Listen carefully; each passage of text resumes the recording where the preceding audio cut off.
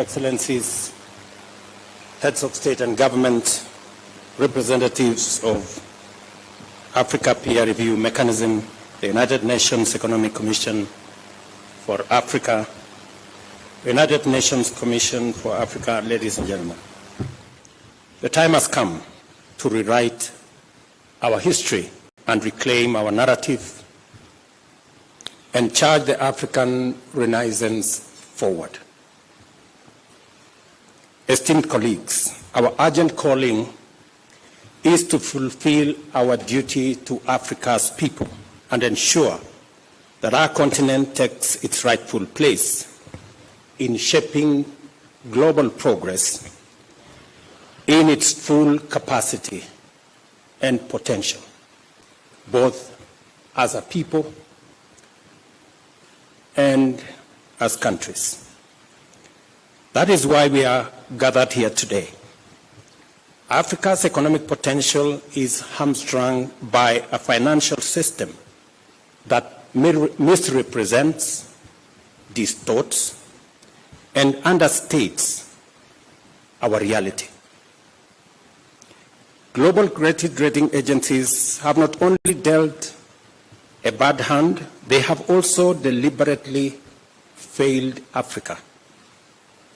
They rely on flawed models, distorted and outdated assumptions, and systemic bias, painting an unfair picture of our economies and leading to distorted ratings, exaggerated risks, and unjustifiably high borrowing costs.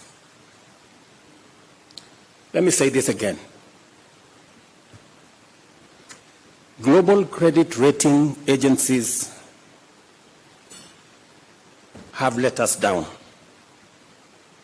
They continue to rely on very flawed models and outdated assumptions. And the whole system is also biased.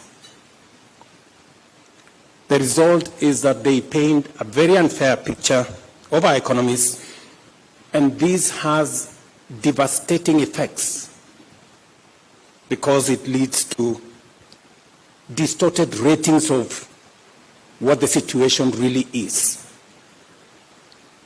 And it also leads to exaggerated risk of our countries and our continent. And obviously, that leads to very high borrowing costs. These prejudice assessments come at an enormous cost to Africa. They deter investment, distort global trade, and derail progress towards sustainable development goals. By misjudging Africa, these agencies deny opportunities to investors and economies and deprive nations of prosperity. The numbers tell a damning story. The Africa Peer Review Mechanism and the United Nations Development Programme place the cost of biased credit rating at a staggering $75 billion in lost opportunities. In a continent abundant with natural wealth, vast arable land, billions in diaspora remittances, and the world's largest carbon sinks, credit rating agencies have delivered 94% of all downgrades in the past decade, while arbitrarily designating only 2 African nations as investment grade. We must be bold and call this for what it is: a financial straitjacket imposed on Africa. A system that punishes our economies while rewarding others, even when the fundamentals are comparable, in some cases even better. Excellencies, The foundations of global finance are supposed to be anchored on principles of fairness, transparency, and merit. Yet, these principles are disregarded when it applies to Africa. Africa will no longer accept to be misjudged by scales that overlook our reality.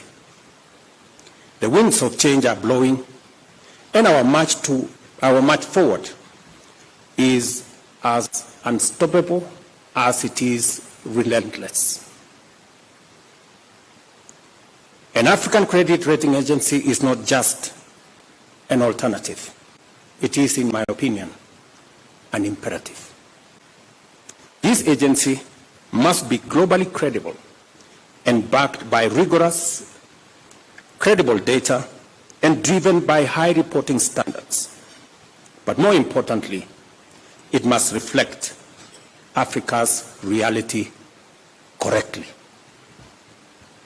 We will not walk this journey alone. We will build alliances east, west, and north, grounded in shared values of dignity, equity, and progress. We will hold rating agencies to account and demand accurate standards.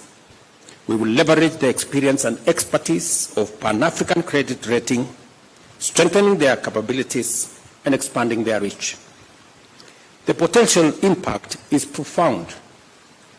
Research shows that a one-level improvement in Africa's average credit rating would unlock US $15 billion in additional funding.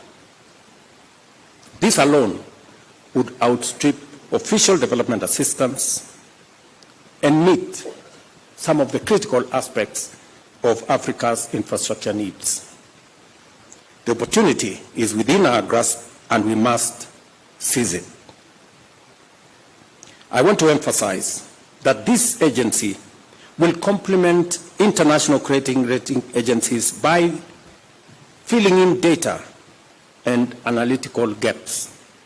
In other words, it will do the heavy lifting that international rating agencies may lack the time, inclination, or capacity to undertake.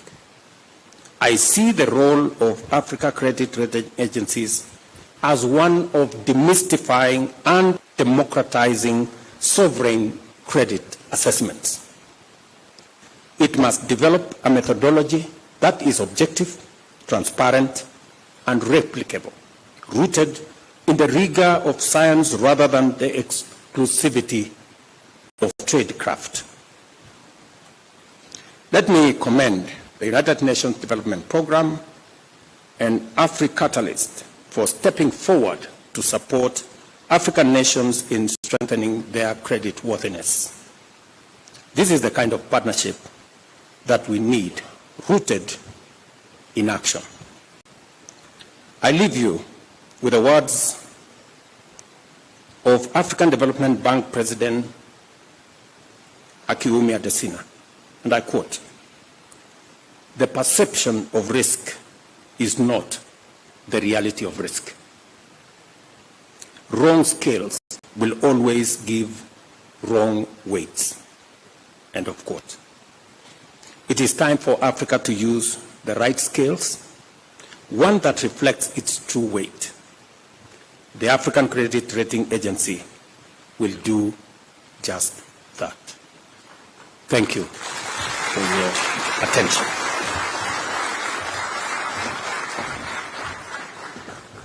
Thank you very much, Your Excellency, on your call for Africa to rewrite its history and end the very costly unfair rating system, which costs about $75 billion